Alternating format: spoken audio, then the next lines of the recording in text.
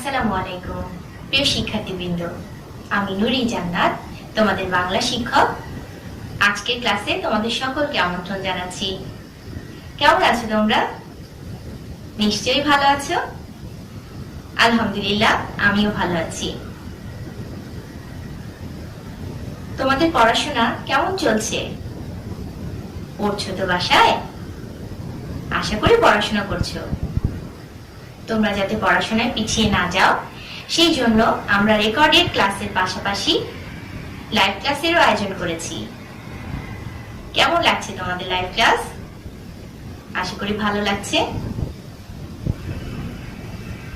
তোমাদের পড়াশোনায় বা কোনো অধ্যায়ে যদি কোনো সমস্যা থাকে সেটা তোমরা যাতে তোমাদের শিক্ষকের সঙ্গে বলতে পারো বা জিজ্ঞাসা করতে পারো, সেই জন্যই কিন্তু আমাদের এই প্রচেষ্টা। তোমরা কিন্তু তোমাদের প্রতিক্রিয়াও পাচ্ছি, অনেক ভালো লাগছে তোমাদের শিক্ষকদেরও কিন্তু অনেক ভালো লাগছে। এখন তো আর পড়াশোনা বোরিং মনে হচ্ছে না, তাই না? হ্যাঁ প্রিয় শিক্ষার্থীবৃন্দ, আমাদেরও খুব ভালো লাগছে। কতদিন পর তোমাদেরকে একসঙ্গে দেখতে পাচ্ছি। গত ক্লাসে কি পড়েছিলাম মনে আছে? হ্যাঁ প্রিয় শিক্ষার্থীবৃন্দ, পাখিদের কথা গল্পের প্রশ্নোত্তর। আশা করি বাড়িতে অনুশীলন করেছো। এছাড়াও তোমরা পাখিদের কথা গল্পের শব্দার্থ, যুক্ত বর্ণ, বইয়ের কাজ সকল অংশই তো শেষ করেছো, তাই না? এখন আমি তোমাদেরকে কিছু প্রশ্ন করব, দেখি তোমরা সেই প্রশ্নের উত্তর দিতে পারো কিনা। সবাই কিন্তু প্রস্তুত হয়ে যাও। বলো তো, কোন পাখি বসন্তকালে ডাকে? হ্যাঁ ঠিক বলেছ, কোকিল। কোকিল পাখি বসন্তকালে ডাকে। বলো তো, কোন পাখিকে চঞ্চল পাখি বলা হয়? হ্যাঁ প্রিয় শিক্ষার্থীবৃন্দ, টুনটুনি পাখিকে চঞ্চল পাখি বলা হয়। বলো তো, কোন পাখি মানুষের কথা অবিকল নকল করতে পারে? হ্যাঁ ঠিক বলেছ, ময়না ও টিয়া পাখি মানুষের কথা অবিকল নকল করতে পারে। এবার বলো তো, কোন পাখিকে তাঁতি পাখি বা শিল্পী পাখি বলা হয়? হ্যাঁ প্রিয় শিক্ষার্থীবৃন্দ, বাবুই পাখিকে তাঁতি পাখি বা শিল্পী পাখি বলা হয়, কারণ বাবুই সরু সরু আঁশ দিয়ে অনেক সুন্দর বাসা বুনতে পারে, তাই না? এবার বলো তো, কোন পাখি দেয়ালে, গাছের ফোকরে বা বিল্ডিং এর ফাঁকে বাসা বনে বা বাসা তৈরি করে? হ্যাঁ প্রিয় শিক্ষার্থীবৃন্দ, ঠিক বলেছ, চড়ুই পাখি। আমি বুঝতে পারছি তোমরা ঠিক পড়েছো, বাসায় খুব ভালো করে অনুশীলন করেছো, এই জন্যই তো তোমরা এই সকল প্রশ্নের জবাব দিতে পারলে। আমি তোমাদের আরো কিছু প্রশ্ন করি। বলো তো, ঝাঁক অর্থ কি? হ্যাঁ প্রিয় শিক্ষার্থীবৃন্দ, ঝাঁক অর্থ পাখি, মাছ বা মাছের দল বা পাল, তাই না? হ্যাঁ এবার বলো তো, প্রতিবেশী কাদের বলা হয়? প্রতিবেশী অর্থ কি? হ্যাঁ শিক্ষার্থীবৃন্দ, প্রতিবেশী অর্থ পড়শি বা কাছাকাছি যারা বাস করে। তোমরা খুব সুন্দর পড়েছো তো, আমি খুব খুশি হয়েছি।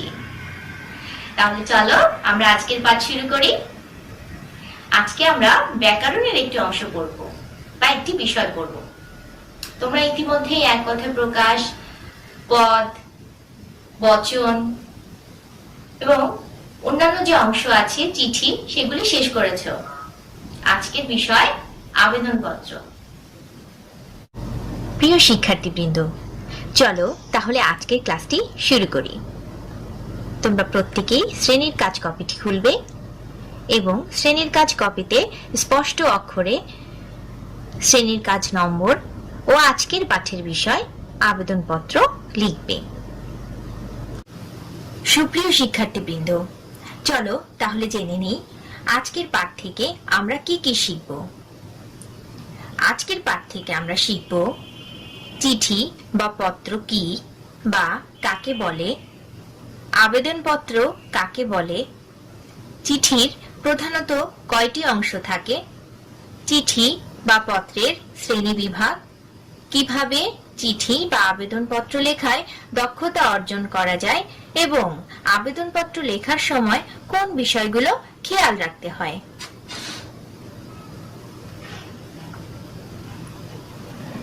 চিঠি বা পত্র কাকে বলে? চিঠি মানুষের যোগাযোগের অন্যতম মাধ্যম। দূরের কোনো আত্মীয় স্বজনের কাছ থেকে কিছু জানবার বা তাদের জানাবার জন্য আমরা যখন কিছু লিখি তখন তাকেই চিঠি বা পত্র বলে। পত্র কিন্তু চিঠির একটি সমার্থক শব্দ। চলো আজকের পাঠের বিষয়ে চলে যাবার আগে আগের দিনের মানুষ কিভাবে একে অপরের সাথে যোগাযোগ করত সেই সম্পর্কে বা সেই বিষয়ে কিছুটা জেনে নিই। আধুনিক যুগের আগেও আরো দুইটি যুগ ছিল, প্রাচীন যুগ আর মধ্যযুগ।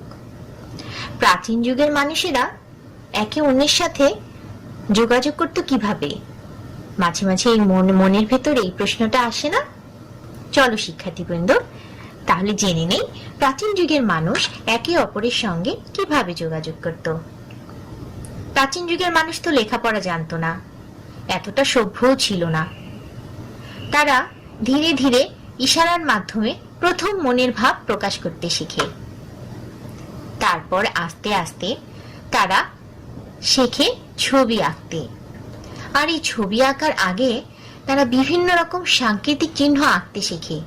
আর সেই সাংকেতিক চিহ্ন এঁকে তারা দেয়ালের গায়ে বা পাথরের গায়ে খোদাই করে বিভিন্ন ভাবে একে অন্যের সঙ্গে মনের ভাব প্রকাশ করে বা করত। তারপর আস্তে আস্তে তারা ছবি আঁকতে শুরু করে।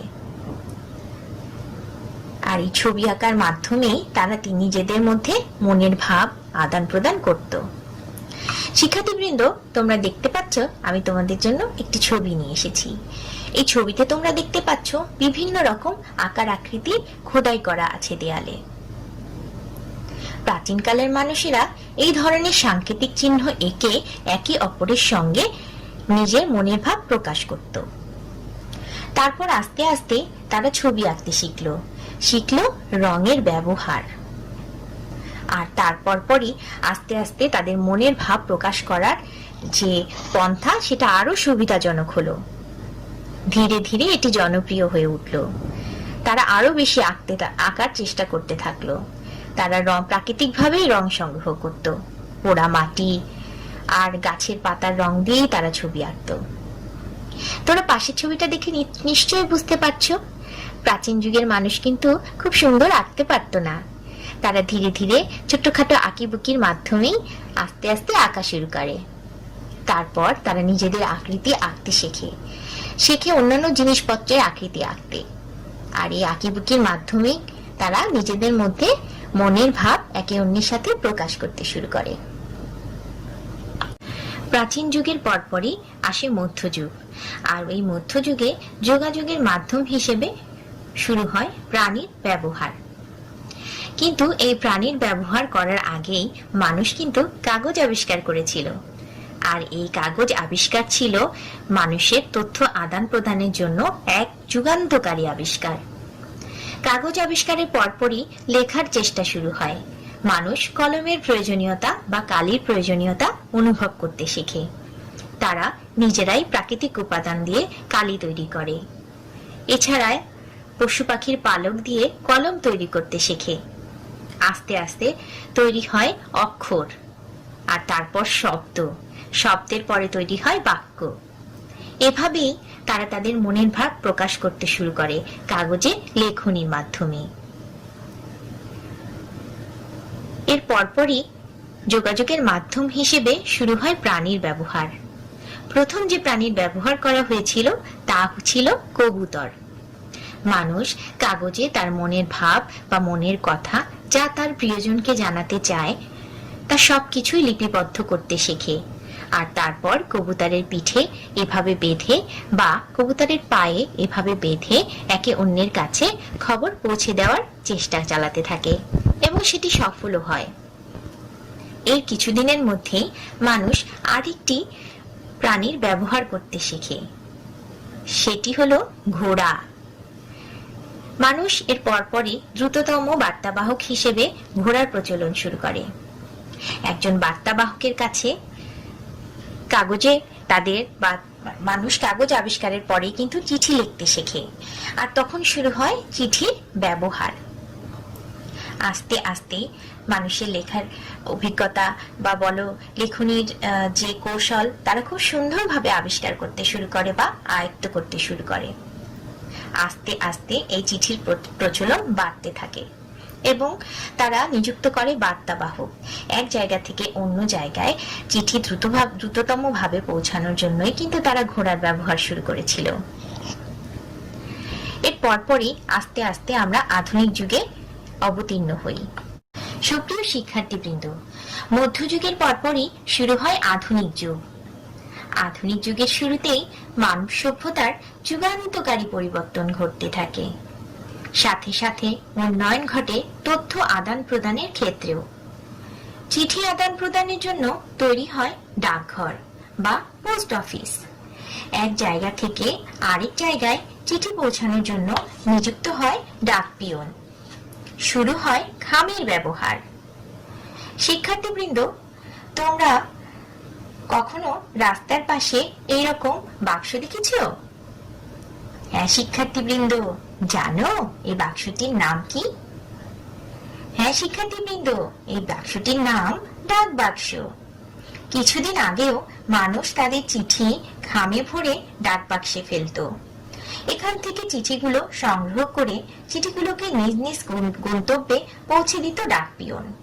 কিন্তু এখন এই ডাক বাক্সের প্রচলন নেই বললেই চলে। মোবাইল ফোনের আবিষ্কারের সাথে সাথেই চিঠির ব্যবহার কিছুটা কমেছে।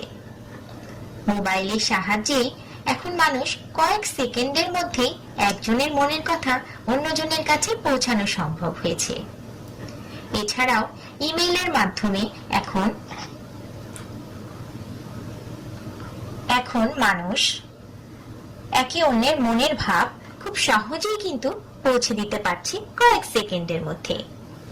চিত্রে তোমরা মোবাইল ফোনের ছবি এবং ইমেইলের ছবি দেখতে পাচ্ছ। বর্তমানে জনপ্রিয় যোগাযোগের মাধ্যম হলো এই মোবাইল ফোন। এই মোবাইল ফোন এবং ইমেইলের মাধ্যমে এখন অফিস আদালতের অনেক তথ্য এক অফিস থেকে অন্য অফিসে পৌঁছে দেওয়া হচ্ছে। তবে চিঠির ব্যবহার কমে গেলেও বিলুপ্ত কিন্তু এখনো হয়ে যায়নি। এখনো মাঝে মধ্যেই একজন প্রিয়জন তার প্রিয়জনের কাছে মনের খবর পৌঁছানোর জন্য চিঠি লেখে। প্রিয় শিক্ষার্থীবৃন্দ, আমাদের ব্যবহারিক জীবনে চিঠিপত্রের একটি গুরুত্বপূর্ণ ভূমিকা রয়েছে। ব্যক্তিগত ও সামাজিক নানা প্রয়োজনে আমাদেরকে চিঠি লিখতে হয়। আত্মীয় বন্ধুর সঙ্গে যোগাযোগ এবং সংবাদ আদান প্রদানের মাধ্যম হিসেবে চিঠির রয়েছে গুরুত্বপূর্ণ ভূমিকা। অফিস আদালতে ও প্রাতিষ্ঠানিক কাজ অনেকাংশে চিঠিপত্রের উপরই নির্ভরশীল। সাম্প্রতিককালে মোবাইল ফোনের মাধ্যমে যোগাযোগের সুযোগ বৃদ্ধি পাওয়ায় ব্যক্তিগত চিঠি লেখার গুরুত্ব কিছুটা কমেছে। এটি কিন্তু তোমাদেরকে আমি আগেই বলেছি। কিন্তু প্রাতিষ্ঠানিক ও অন্যান্য চিঠি লেখার প্রয়োজন এতটুকুও কমেনি। চিঠি লেখার প্রয়োজন আমাদের সংস্কৃতির এক অনুষঙ্গী উপাদান। যোগাযোগ এবং ভাব বিনিময়ের এক অনুপম মাধ্যম হিসেবে চিঠি লেখার এই রীতি অব্যাহত থাকবে। কাগজ আবিষ্কারের সাথে সাথেই কাগজ আবিষ্কারের আগে মানুষ গাছের পাতায় বা গাছের ছালে, চামড়ায়, ধাতব পাতি লিখত। পাতায় লিখত বলেই এর নাম পত্র। সুন্দর ও শুদ্ধ চিঠির মাধ্যমে মানুষের শিক্ষা, বুদ্ধিমত্তা, রুচি ও ব্যক্তিত্বের প্রকাশ ঘটে। সুলিখিত চিঠি অনেক সময় উন্নত সাহিত্য হিসেবে বিবেচিত হয়, যেমন রবীন্দ্রনাথ ঠাকুরের ছিন্নপত্র। চলো শিক্ষার্থীবৃন্দ, এবার আমরা জেনে নেব চিঠির প্রকারভেদ। বিষয়বস্তু, প্রসঙ্গ ও কাঠামো অনুসারে বিভিন্ন ধরনের পত্রকে নিম্নলিখিত শ্রেণীতে ভাগ করা যায়। ক, ব্যক্তিগত চিঠি। খ, আবেদনপত্র বা দরখাস্ত। গ, সংবাদপত্রে প্রকাশের জন্য চিঠি। ঘ, মানপত্র ও স্মারকলিপি। ও, বাণিজ্যিক বা ব্যবসায়িক পত্র। চ, আমন্ত্রণ বা নিমন্ত্রণ পত্র। ব্যক্তিগত চিঠি কিন্তু একে অন্যের একান্ত ব্যক্তিগত চিঠি। এই চিঠিতে একে অন্যের মনের ভাব, স্নেহ, ভালোবাসা ও গোপনীয়তা বজায় থাকে। আবেদনপত্র। আবেদনপত্র মূলত কোনো কিছু চাওয়ার জন্য ব্যবহৃত হয়, যেমন কোনো কিছু চাওয়া বা ছুটি চেয়ে আবেদন। বিশেষ করে এই আবেদনপত্র অফিস, আদালতে বা স্কুল কলেজে ব্যবহৃত হয়ে থাকে। সংবাদপত্রে প্রকাশের জন্য যে চিঠি, সেখানে বিভিন্ন প্রতিবেদন উঠে আসে। ঘ, মানপত্র বা স্মারকলিপিতে কিন্তু একে অন্যকে সম্মান জানানোর জন্যই ব্যবহৃত হয়। বাণিজ্যিক বা ব্যবসায়িক পত্র ব্যবহৃত হয় ব্যবসার ক্ষেত্রে। আর আমন্ত্রণ বা নিমন্ত্রণ পত্র তো আমরা জানি, আমাদের বিভিন্ন অনুষ্ঠানে একে অন্যকে আমন্ত্রণ জানানোর জন্যই কিন্তু এই নিমন্ত্রণ পত্র ব্যবহৃত হয়। যেমন কোনো বিয়ের অনুষ্ঠানের আগে আমরা কিন্তু একটি কার্ড পেয়ে থাকি, আর সুন্দর, সুলিখিত ও সুসজ্জিত এই কার্ডটি হচ্ছে নিমন্ত্রণ পত্র। বুঝতে পেরেছো?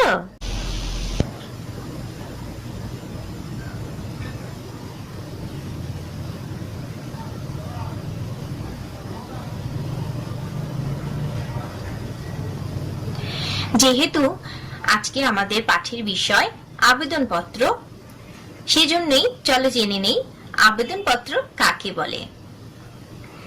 নানা কারণে আবেদন জানিয়ে যে পত্র লেখা হয় তাকে বলা হয় আবেদনপত্র বা দরখাস্ত। দরখাস্ত বা আবেদনপত্র সকলের জন্য গুরুত্বপূর্ণ একটি বিষয়। বিভিন্ন কারণে শিক্ষা প্রতিষ্ঠান, কর্মস্থল, চাকুরি, ব্যবসা সহ বিভিন্ন স্থানে বিভিন্ন কাজে দরখাস্ত লেখার প্রয়োজন পড়ে। প্রিয় শিক্ষার্থীবৃন্দ, তোমরা এখানে লক্ষ্য করেছো আবেদনপত্রের সঙ্গে আমি আবেদনপত্রকে দরখাস্তও বলেছি। দরখাস্ত কিন্তু আবেদনপত্রের একটি সমার্থক শব্দ। চলো শিক্ষার্থীবৃন্দ, এবার আমরা জেনে নেই আবেদনপত্র লেখার সময় অনুসরণীয় বিষয়সমূহ। আবেদনপত্র লেখার সময় বেশ কিছু ব্যাপার তোমাদেরকে খেয়াল রাখতে হবে। উপরের বাম দিকে তারিখ লিখতে হবে। দরখাস্তের শুরুতে প্রাপকের পদমর্যাদা ও প্রতিষ্ঠানের ঠিকানা লিখতে হবে। বক্তব্যের বিষয় সংক্ষেপে উল্লেখ করতে হবে। পরে সম্ভাষণ, যেমন জনাব, মহোদয় ইত্যাদি দিয়ে পত্রের মূল অংশ শুরু করতে হবে। সৌজন্য প্রকাশ সহ যে বিষয়ে আবেদন করছো তার বর্ণনা ও সমর্থনে যুক্তি প্রদান করতে হবে। পরবর্তী অংশে প্রার্থনা মঞ্জুরের জন্য আবেদন করে লিখতে হবে। সবশেষে শিষ্ঠতার সঙ্গে প্রেরকের স্বাক্ষর সহ নাম, যেমন আপনার অনুগত বা একান্ত বিশ্বস্ত ইত্যাদি লিখে শেষ করতে হবে। যে কোনো আবেদনপত্র লেখার জন্যই কিন্তু একটি মূল বিষয়ের প্রয়োজন হয়। মূল বিষয় ব্যতীত কোনো আবেদনপত্র লেখা সম্ভব নয়। যেহেতু আজকের পাঠের বিষয় আবেদনপত্র, সেহেতু তোমরা নিশ্চয়ই বুঝতে পারছো আজকের আবেদনপত্রেরও একটি মূল বিষয় রয়েছে। চলো শিক্ষার্থীবৃন্দ, তাহলে জেনে নেই আজকের আবেদনপত্রের মূল বিষয়। আজকের আবেদনপত্রের মূল বিষয় হলো জরিমানা মওকুফের জন্য প্রধান শিক্ষকের নিকট আবেদনপত্র লেখো। এই বিষয়টি দেখার পর তোমাদের মনে সর্বপ্রথম যে প্রশ্নটি আসছে তা হলো জরিমানা কি বা জরিমানা কথাটির অর্থ কি। তাহলে চলো শিক্ষার্থীবৃন্দ, আমরা জেনে নিই জরিমানা অর্থ কি। জরিমানা অর্থ অর্থদণ্ড। কোনো বিদ্যালয়ে পড়ার জন্য প্রত্যেক শিক্ষার্থীকেই প্রতি মাসের একটি নির্দিষ্ট তারিখের মধ্যেই একটি নির্দিষ্ট ফি প্রদান করতে হয়। যদি কোনো শিক্ষার্থী ওই তারিখের মধ্যে বেতন পরিশোধ করতে না পারে, তাহলে ওই বেতনের সাথে তাকে কিছু অতিরিক্ত ফি প্রদান করতে হয়। এই অতিরিক্ত ফিকেই বলা হয় জরিমানা। আর এই জরিমানা মওকুফের জন্য কিন্তু আবেদন করতে হয়। তাহলে চলো শিক্ষার্থীবৃন্দ, আমরা জেনে নেই কিভাবে আবেদনপত্র লিখতে হয়।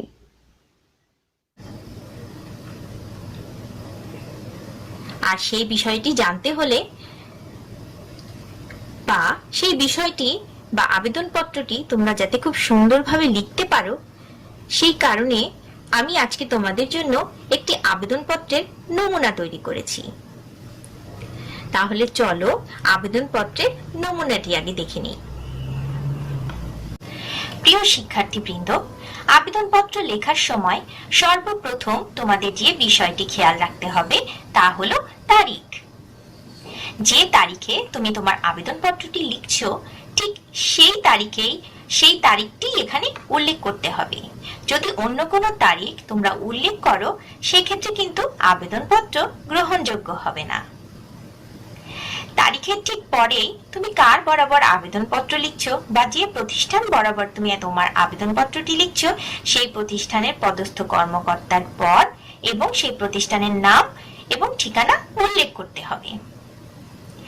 যেহেতু তোমরা মাইলস্টোন প্রিপারেটরি কেজি স্কুলে পড়ছো, সে কারণে আমি এখানে মাইলস্টোনের প্রধান শিক্ষক এবং মাইলস্টোন প্রিপারেটরি কেজি স্কুল কথাটি উল্লেখ করেছি। প্রিয় শিক্ষার্থীবৃন্দ, তোমরা এই অংশে আরেকটি বিষয় খেয়াল রাখবে, তা হলো বিরাম চিহ্নের ব্যবহার। এখানে বরাবরের পরে দেখো আমি একটি কমা প্রদান করেছি। অবশ্যই তোমাদেরকে এই বিরাম চিহ্নের ব্যবহারটি খেয়াল রাখতে হবে, কারণ বরাবর বলার পরে কিন্তু আমরা কিছুক্ষণ থামছি। এরপর আসে প্রধান শিক্ষক। বরাবর প্রধান শিক্ষক এবং প্রধান শিক্ষক লেখার পরেও কিন্তু আমাদের এই ঠিকানা লেখাটি শেষ হয়ে যাচ্ছে না। সেই কারণে প্রধান শিক্ষক লেখার পরও কিন্তু তোমাদেরকে একটি কমা দিতে হবে। এরপর যে প্রতিষ্ঠান বরাবর লিখছি, যেমন মাইলস্টোন প্রিপারেটরি কেজি স্কুল, এটি লেখার পরেও কিন্তু দেখো আমি এখানে একটি কমা দিয়েছি, কারণ মাইলস্টোন প্রিপারেটরি কেজি স্কুল লেখার পরেও কিন্তু আমার বক্তব্য এখানে শেষ হয়নি। এরপরে দেখো উত্তরা ঢাকা 1230, এই উত্তরা লেখার পরেও কিন্তু একটি কমা রয়েছে এবং ঢাকা পরে 1230 এর মাঝে একটি হাইফেন এবং সর্বশেষ দাড়ি। তার মানে এই অংশে তোমরা বুঝতে পারছো যে প্রতিটি কথার পরে একটু একটু করে থামতে হচ্ছে এবং পুরো বক্তব্য এখানে শেষ হয়নি। সেই কারণেই কিন্তু এখানে বিরাম চিহ্নের ব্যবহার রয়েছে। প্রত্যেকেই আবেদনপত্র লেখার সময় এই বিষয়টি খেয়াল রাখবে। যদি তোমরা এই বিষয়টি খেয়াল না রাখো, সেক্ষেত্রে কিন্তু পরীক্ষক তোমার নম্বর কেটে দিতে পারেন। আশা করি এই বিষয়টি বুঝেছো। তাহলে শুরুতে কি করতে হবে প্রিয় শিক্ষার্থীবৃন্দ? প্রথমে তারিখ, কার বরাবর লিখছি তার ঠিকানা, এবং তারপরেই কিন্তু চলে আসছে বিষয়। কোনো বিষয় ছাড়া কি আবেদনপত্র লেখা সম্ভব? না প্রিয় শিক্ষার্থীবৃন্দ, বিষয় ছাড়া কখনোই আবেদনপত্র লেখা সম্ভব নয়। তাই তুমি যে বিষয়ে আবেদনপত্র লিখতে চাও, তোমাকে অবশ্যই এখানে বিষয়টি উল্লেখ করতে হবে এবং সংক্ষিপ্ত আকারে উল্লেখ করতে হবে। এবং এর নিচে কি এর শেষে কিন্তু একটি দাড়ি লিখতে হবে। খেয়াল করেছো? বিষয়ের ঠিক পরে তুমি যার বরাবর লিখছো তাকে সম্বোধন করে কিছু লিখতে হবে, যেমন জনাব, জনাবা বা মহোদয়, মহোদয়া ইত্যাদি। এখানে আমি মহোদয় লিখেছি এবং মহোদয়ের পরে কিন্তু অবশ্যই খেয়াল করো এখানে একটি কমা দিয়েছি। তোমাদেরকে অবশ্যই মহোদয় লেখার পর একটি কমা লিখতে হবে। এরপর চলে যাবে বিনীত নিবেদন এই যে, এই কথাটা লেখার পরেও কিন্তু একটি কমা দিতে হবে এবং বিনীত নিবেদন এই যে লেখার পর তোমার আবেদনের জন্য যে তোমার বক্তব্য তুমি দিতে চাও বা লিখতে চাও সেটি এখানে শেষ করবে। মূল বক্তব্য শেষ হওয়ার পর এবার তুমি চলে যাবে নিচের অংশে। অতএব কমা বিনীত প্রার্থনা এই যে কমা, তারপর তুমি যে আবেদনটি করেছো সে আবেদনটি মঞ্জুর করার জন্য কর্তৃপক্ষের নিকট তুমি এখানে আবেদন করবে। এটি আবেদনপত্রের অনেক গুরুত্বপূর্ণ একটি বিষয়, কারণ এই অংশে তুমি তোমার আবেদনটি মঞ্জুর করার জন্য যার বরাবর লিখছো তাকে লিখছো। এই অংশটি শেষ হবার পর এবার আসবে তোমার তথ্য বা যিনি এই আবেদনপত্রটি লিখবেন তার তথ্য। বিনীত নিবেদক কমা আপনার একান্ত অনুগত ছাত্র বা ছাত্রী, তোমার রোল নম্বর, তুমি কোন শ্রেণীতে পড়ো এবং তোমার নাম এখানে উল্লেখ করতে হবে, বা যিনি লিখছেন তিনি তার তথ্য এখানে প্রদান করবেন। কি প্রিয় শিক্ষার্থীবৃন্দ, এই তো আমাদের আবেদনপত্র লেখা হয়ে গেল। এটি কি অনেক কঠিন বিষয় বলো? নিশ্চয়ই না। আর এই আবেদনপত্রের নমুনাটি তোমরা যদি সঠিকভাবে আয়ত্ত করতে পারো তাহলে কোনো আবেদনপত্র লেখার সময় কিন্তু আর তোমরা আটকাবে না। আশা করি এই আবেদনপত্র বা আবেদনপত্রের এই নমুনাটি বাসায় অবশ্যই অনুশীলন করবে।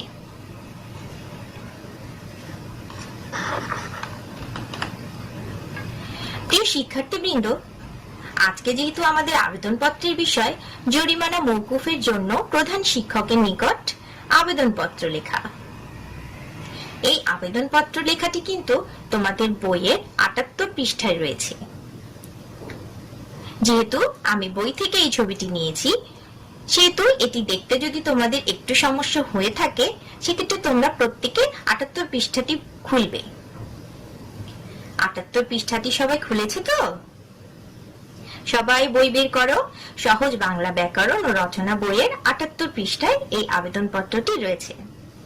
তাহলে চলো আমি তোমাদের সঙ্গে আজকে এই আবেদনপত্রটি আরেকবার আলোচনা করি। প্রত্যেকে বই খুলবে। যেহেতু আমি তোমাদের আবেদনপত্রের নমুনাতে প্রথমেই দেখিয়েছি যে তারিখ দিয়ে শুরু করতে হবে এবং তারিখটি অবশ্যই বাম দিক থেকে শুরু করতে হবে এবং তুমি যে তারিখে আবেদনপত্রটি লিখছো সেই তারিখটিই কিন্তু এখানে লিখতে হবে। প্রিয় শিক্ষার্থীবৃন্দ, তোমরা খেয়াল করো এখানে ৭ জানুয়ারি ২০১৯ দেওয়া আছে। এই তারিখটি যদি তোমরা আবেদনপত্র লেখার সময় লেখো তাহলে কি নম্বর পাবে? না শিক্ষার্থীবৃন্দ, তোমরা কিন্তু নম্বর পাবে না। পরীক্ষক কিন্তু তোমার নম্বর কেটে নেবেন। সেই জন্য তোমরা যেদিন এই আবেদনপত্রটি লিখবে ঠিক সেই তারিখটি এখানে দিবে এবং সেই সালটি এখানে উল্লেখ করবে। মনে থাকবে তো? তারিখের ঠিক নিচে বরাবর অংশটি আমি তো আগেই বলেছি, যার বরাবর এবং যে প্রতিষ্ঠান বরাবর তুমি তোমার আবেদনপত্রটি লিখছো সেই ঠিকানাটি এখানে উল্লেখ করতে হবে এবং বিরাম চিহ্নের ব্যবহারটা করতে কিন্তু ভুলবে না। বরাবর প্রধান শিক্ষক, milestone preparatory KG school, Uttara, Dhaka ১২৩০। এই ঠিকানাটির পরে বা এই তথ্যটির পরেই আরেকটি বিষয় আসবে, সেটা হলো বিষয়। এটি আবেদনপত্রের খুবই গুরুত্বপূর্ণ একটি বিষয়। এই বিষয়ের অংশে অবশ্যই আবেদনপত্রের মূল বিষয়টি সংক্ষেপে উল্লেখ করতে হবে।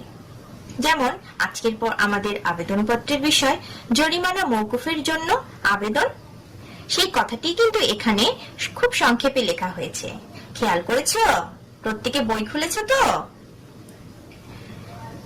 এখানে লেখা হয়েছে জরিমানা মওকুফের জন্য আবেদন এবং বাক্যটির শেষে কিন্তু দাড়ি দেওয়া হয়েছে। প্রিয় শিক্ষার্থীবৃন্দ, আমি আবারও বলছি, বিরাম চিহ্নের ব্যবহারটি করতে কিন্তু ভুলবে না। বিষয়ের পরে তুমি যার বরাবর লিখছো তাকে সম্বোধন করে কিছু লিখতে হবে। এখানে আমি বা তোমার বইয়ে যেটি রয়েছে সেটি হচ্ছে মহোদয় এবং তারপরে অবশ্যই কমা। খেয়াল করছো তো? এটা হচ্ছে আবেদনপত্রের মূল অংশ। চলো তাহলে দেখে নিই। মহোদয়, বিনীত নিবেদন এই যে আমি আপনার স্কুলের একজন নিয়মিত ছাত্র। প্রতি মাসে নির্দিষ্ট তারিখেই আমি যাবতীয় ফি সহ মাসিক বেতন পরিশোধ করে থাকি। কিন্তু আর্থিক সমস্যার কারণে গ্রাম থেকে এ মাসে আমার বাবা টাকা পাঠাতে দেরি করেছেন, তাই আমি নির্দিষ্ট তারিখে বেতন দিতে পারিনি। বর্তমানে আমি বকেয়া বেতন পরিশোধ করতে ইচ্ছুক। এখানেই কিন্তু আবেদনপত্রের মূল বক্তব্যটি শেষ হয়েছে। এবার আবেদনপত্র মঞ্জুর করার জন্য তো কিছু লিখতে হবে, তাই না? সেটি লেখার জন্যই প্রথমে লিখতে হবে অতএব, কমা, বিনীত প্রার্থনা এই যে, কমা, জরিমানা ছাড়াই আমাকে এ মাসের বেতন পরিশোধের অনুমতি দিয়ে বাধিত করবেন। এই অংশটি খুব সুন্দরভাবে শিখতে হবে এবং লিখতে হবে। এই প্রিয় শিক্ষার্থীবৃন্দ, এই অংশটি কিন্তু তোমার আবেদনপত্রে যে আবেদন তুমি করছো সেটিকে পরিপূর্ণতা দিচ্ছে। এরপর যে বা যিনি এই আবেদনপত্রটি লিখছেন তার তথ্য নিচে প্রদান করতে হবে। এখানে দেখো লিখেছে বিনীত নিবেদক, কমা, আপনার একান্ত অনুগত ছাত্র। এখানে নাম লিখেছে মোহাম্মদ রায়হান কামাল, কিন্তু তোমার নামটি কিন্তু এখানে উল্লেখ করতে হবে। তোমরা যদি এই যে এখানে লেখা আছে মোহাম্মদ রায়হান কামাল এই নামটি লিখো তাহলে কিন্তু আবেদনপত্র গ্রহণযোগ্য হবে না। এখানে যে লিখছে, যেমন তুমি লিখছো, তোমার নামটি এখানে উল্লেখ করতে হবে এবং তুমি কোন শ্রেণীতে পড়ো এবং তোমার কোড নাম্বার সহ তোমার যাবতীয় তথ্য এখানেই প্রদান করতে হবে। এবং প্রিয় শিক্ষার্থীবৃন্দ, খেয়াল রাখবে আবেদনপত্র লেখার সময় এই যে বিষয়গুলো, যেমন তারিখ, বরাবর, তারপর বিষয়, মহোদয়, অতএব এবং বিনীত নিবেদক, এই অংশগুলো কিন্তু সব এক লাইন বরাবর লিখেছে, কোনটিই কিন্তু সরে যায়নি। তো অবশ্যই এই বিষয়টিও তোমরা খেয়াল রাখবে। এই তো আবেদনপত্র লেখা শেষ হয়ে গেল। কি প্রিয় শিক্ষার্থীবৃন্দ, জরিমানা মওকুফের জন্য আবেদন পত্র লিখতে কি আর কোনো সমস্যা থাকবে তোমাদের? আশা করি নিশ্চয়ই কোনো সমস্যা থাকবে না। খুব ভালোভাবে নিজেরা এই আবেদনপত্রটি মুখস্থ করতে পারবে এবং লিখতে পারবে। প্রিয় শিক্ষার্থীবৃন্দ, পড়ার সময় অবশ্যই বানানগুলো অনুশীলন করবে, কারণ যদি এখানে বানান ভুল করো বা বিরাম চিহ্ন লিখতে ভুল করো বা তারিখ বা কার বরাবর লিখছো বা বিষয়টি লিখতেও তোমরা ভুল করো, সেক্ষেত্রে কিন্তু পরীক্ষক তোমাদের নম্বর কেটে দেবেন। আর যদি আবেদনপত্রটি বাড়িতে অনুসরণ করো তাহলে অবশ্যই সম্পূর্ণ ও সঠিকভাবে তোমরা আবেদনপত্রটি লিখতে সক্ষম হবে। সেক্ষেত্রে পুরো নম্বরই তোমরা পেতে পারবে।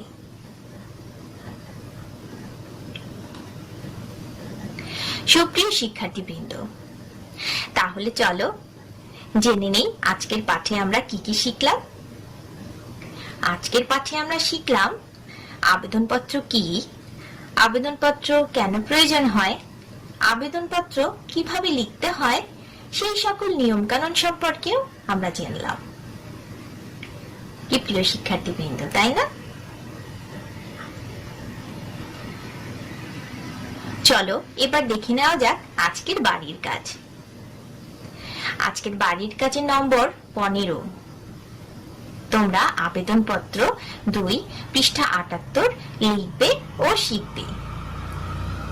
তার মানে হচ্ছে আজকে যে আবেদনপত্রটি তোমরা পড়লে পৃষ্ঠা 78, জরিমানা মওকুফের জন্য প্রধান শিক্ষকের নিকট আবেদনপত্র, এই আবেদনপত্রটি তোমরা বাড়ির কাজ কপিতে বা বাড়ির কাজ খাতায় লিখবে এবং শিখবে। এবং বাড়ির কাজ নম্বরটি সঠিকভাবে লিখতে কিন্তু ভুলবে না। এরপর সুপ্রিয় শিক্ষার্থীবৃন্দ, আশা করি আজকের ক্লাসে আবেদনপত্রের সকল বিষয় তোমরা বুঝতে পেরেছো। কিভাবে লিখতে হবে সেটাও তোমরা বুঝতে পেরেছো।